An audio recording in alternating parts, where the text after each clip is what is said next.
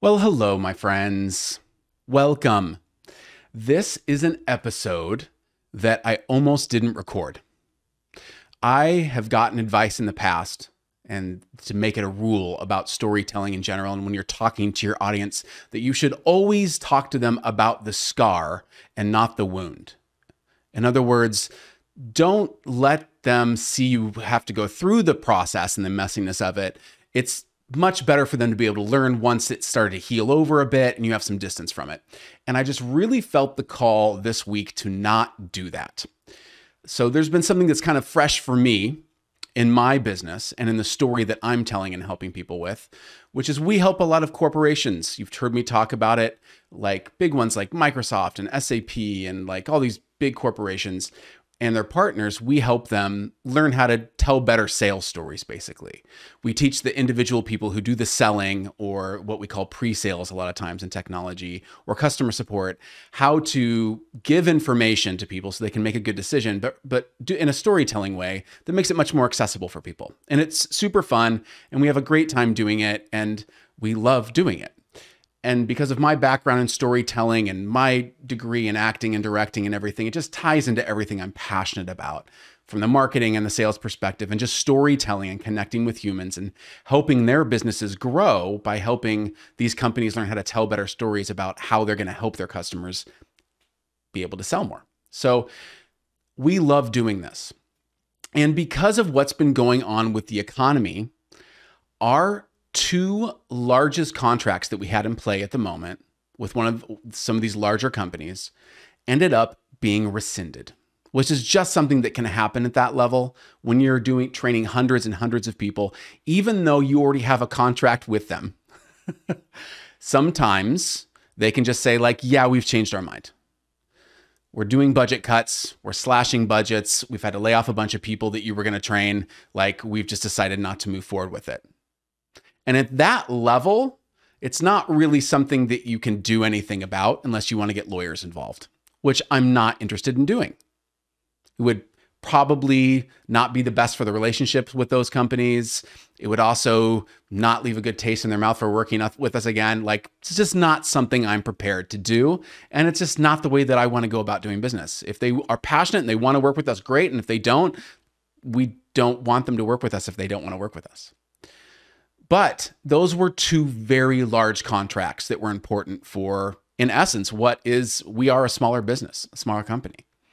And so I'm telling you this story because I have heard from many of you, lately especially, in the last 9 months, it's become very acute if you're in the tech sector and other industries lately, with layoffs and all kinds of things happening to people's jobs, job anxiety. That's why we've been doing all these episodes on it. I just want you to know that this is also happening for me in my business. In fact, it got to the point this week, or actually 2 weeks ago, where this started to happen. And I was like, wow, that's a really big gut punch for us. We're going to have to pivot and do some things differently in order to make up for what those contracts were going to bring in for my family and for the families of my team members and other coaches that work with me, and the designers and the marketers that work with us as well. The animators, everyone that does the video portion of the business as well. Like, this is a large portion of our business. And again, I'm sharing this with you now because of the fact that I know a lot of you may have anxiety about your current position or job. You may also be an entrepreneur that listens to me and you think that I have it all figured out and that none of this stuff has affected us. And I just want you to know that we're in the same boat. When I talk about needing to sometimes change your perspective and tell a different story, or examine the story that you're in, or the story that you're telling about your business and how people can work with you, and how that needs to evolve and change constantly, we are literally going through it right now as well. So it's not just some ethereal thing. We think it's nifty to teach other people, but we do things differently.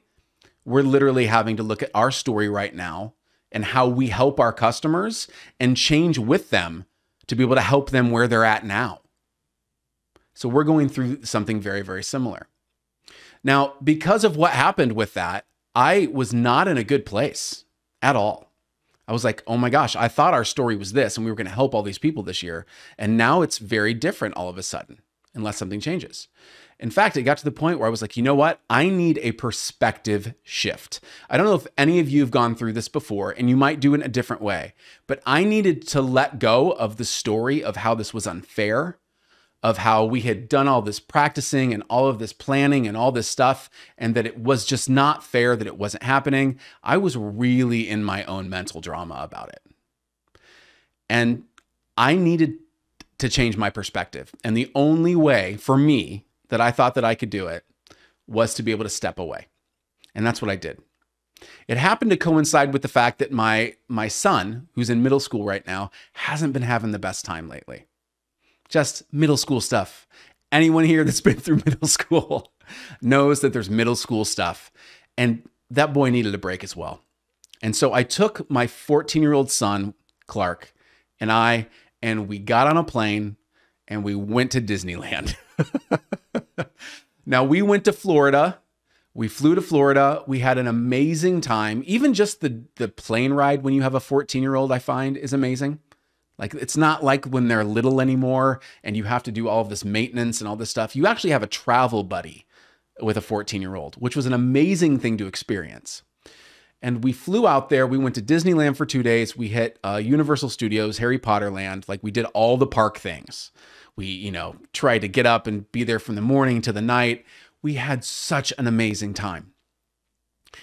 And it was really helpful to me for my perspective shift, other than the fact that it was a delightful time with my son and we were having a great time. We split our time between there and visiting my dad. And what I really enjoyed and learned about this experience was how changing perspective, in my way, getting on a plane and going somewhere else literally different, but just stepping away from all the self-blame. What if I had done things differently? What if I had told the story to them differently? What if I had been able to convince them of something else? Like, all of these things that were very unhelpful to me as far as being able to recover and move forward in my business, I was able to kind of set to the side and just concentrate on something else for a while. And what happened was I started to notice things that were helpful to me for building a new story about where I could go next. Now, this might not be obvious that it was happening while I was with my son at a theme park, but there were specific instances that really helped me with this. And it was all about experience. So anyone that's ever gone to a Disney type thing, whether it's a movie or whether it is the theme park or a cruise or vacation or anything like that, knows that they do everything they can to try and create an amazing experience for the humans that are there at the time. They really believe that people save money all year or do all of these things in order to take their families for this family vacation, and they really treat it as if it's this sacrosanct thing, that they want to be able to help you have an amazing experience. And I had so many micro interactions with what they call, not Disney employees, with cast members, where they, a smile or them asking Clark how his day was going, or just little small interactions at restaurants, things like that, where you could tell that these humans cared about what you were experiencing and that they were passionate about it as well. And it really made me think, oh, that is the thing that I care about when I'm helping people tell stories in corporations. I don't care about them selling more things. That is why a lot of times they hire us at the corporate level. It's because they want their teams to tell better stories so that in the end, they close more deals for the year, which is great. That's the result that the company wants. But the reason that we're doing it is because of the fact that we know that we get that result for them and that works. But really, we're there to help individual humans have a better experience through working with us, and then create better experiences for the individual humans they work with on a daily basis to show them how their business can grow. And I love doing that. That's the thing that makes me want to tell a story and help them unearth what their story is so that they can have a better day, so that they enjoy talking with their customers more, so that they enjoy finding ways of helping their customers be able to tell better stories or see how that story will affect their business. And then, yes, they end up selling more things. But it's the fact that they're telling the story and creating an experience. That is the passion. That's the thing that I lost sight of, that I lost perspective for. And it's so easy during times like this, and these cycles happen. I've been around the planet now for 46 years, and I, through my early 20s, when I first graduated from college, all the way through now, have gone through several cycles of this, where the economy does these things. And you know what? It's going to continue to do these things. And it has nothing to do with you or what you should have done differently if you got let go, or if you're anxious about your job right now. Being mad at the corporations isn't helpful. I really enjoyed doing that for a while, by the way. I really enjoyed being mad at the corporations, as if that would be helpful in my story. But it's about the humans. It's about the individuals. It's about talking to you every week. This mythology I have created in my own brain around the fact that there is at least one person listening to this on a weekly basis that was having a crappy experience, that was maybe having some self-doubt about their story and their own place in it, or if they could create a better version of their life or create a story that they loved, that I might be able to help that human have a better experience of that day, and that it might spark something that changes their life. That's why I'm doing this. It's why I'm doing the podcast. It's why I'm helping people tell stories in the corporate area. It's why I love helping people just talk about and think about the stories they're making up about their own lives and how to help them make a better hero story for themselves. That it's never too late to change the story that you're in and what you want your future self to be able to achieve. Every hero has a starting point, and it's scary, but you can slay your dragons and you can get to where you want to go.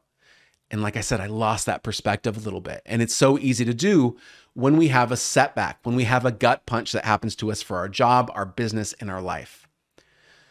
It's not always going to be Disneyland. Not everyone has the means to get on a plane and go to Disneyland, and I realize that. Sometimes the perspective shift needs to happen with going outside and going for a walk. A stupid mental health break.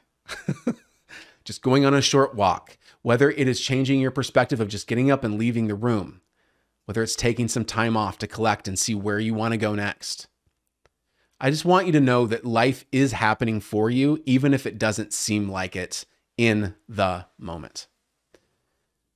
So I've been able to change my perspective, and I had lost a bit of perspective of why I was doing what I was doing, of my why. Getting some perspective to know again and readjust again to my North Star of why I'm helping people tell stories. It's for the humans. It's for the individual humans and those micro interactions that I get to create for them so that they have a good experience and that they all of a sudden realize that they are an amazing storyteller and that they can go ahead if they're in a technology role or a sales or pre-sales role, and they thought they weren't good at this, that they're wrong. They're amazing storytellers. We just need to help them unlock their own personal stories and the way that they want to approach telling stories to be able to sell more. And I love that I'm able to do this. And I'm so grateful that I found an audience that loves to do it. And I will find other audiences besides those couple contracts that were rescinded. And we will build back better.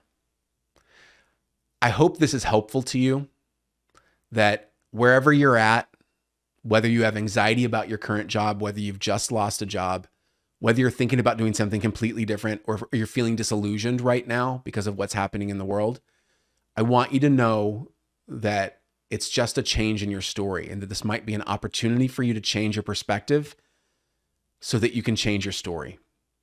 And with 2020 hindsight goggles, you might look back on this time and realize that it was happening so that you could make a big change to your story so that you could go on the adventure that you were meant to be on.